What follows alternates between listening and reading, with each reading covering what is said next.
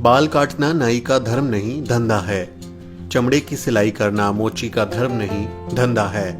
इसी तरह पूजा पाठ करना या करवाना ब्राह्मण का धर्म नहीं धंधा है। 19वीं शताब्दी के महान समाज सुधारकों में ज्योतिबा फुले का स्थान बेहद खास है। उन्होंने सामाजिक क्रांति की ऐसी अलख जगाई कि ब्राह्मणवादी वर्ण व्यवस्था की चूल हिल गई।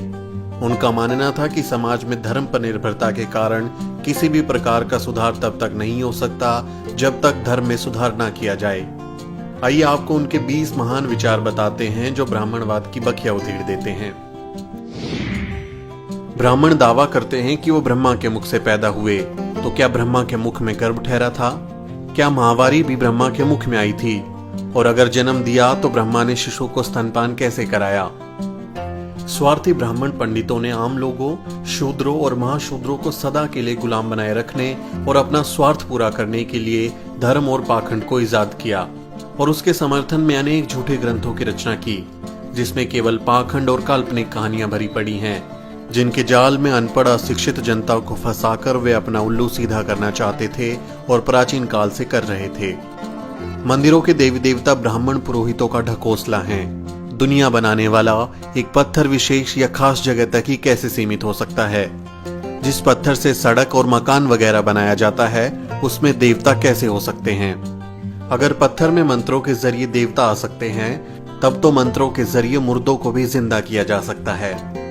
अगर सबको बनाने वाला एक है और उसने ही सभी चीजों को सबके लिए बनाया है, तो फिर धर्म अनेक कैसे हो सकते हैं? जाति प्रथा धर्म नहीं है, बल्कि ये ब्राह्मणों की अन्य लोगों को नीच मानने की प्रवृत्ति है। किसी व्यक्ति द्वारा गुजारा करने के लिए किया गया कर्म उसका धंधा है, न कि धर्म। किसी भी व्यक्ति को सामाजिक समानता, राजनीतिक भागीदारी, धार्मिक आर्थिक स्वतंत्रता और पढ़ने लिखने से वंचित करना और उनका शारीरिक और मानसिक रूप से धर्म के आधार पर शोषण करना या शोषण को धर्म मानना क्रूरता और निर्दयता है।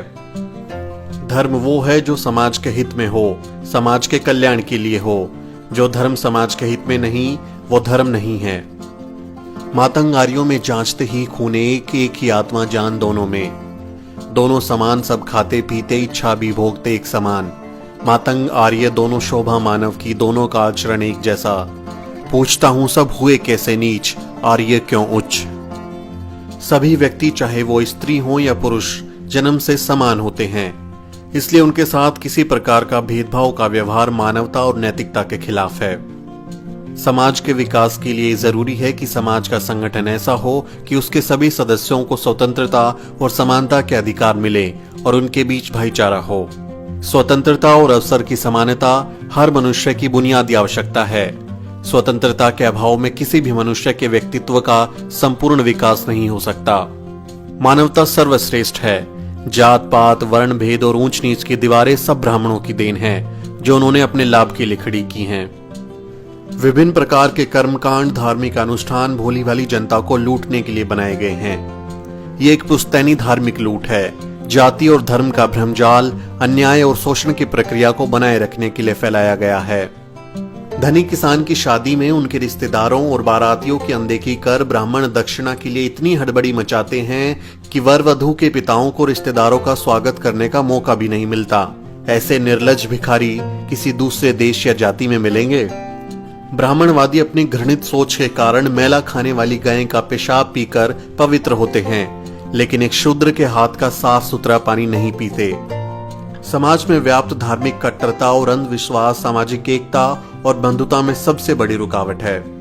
जब तक समाज में प्रचलित वर्ण धर्म और जाति प्रथा का उन्मूलन नहीं किया जाता और समाज का संगठन समानता के आधार पर नहीं किया जाता, तब तक सामाजिक एकता नहीं हो सकती और एकता के अभाव में समाज या देश का संपूर्ण विकास नहीं हो सकता।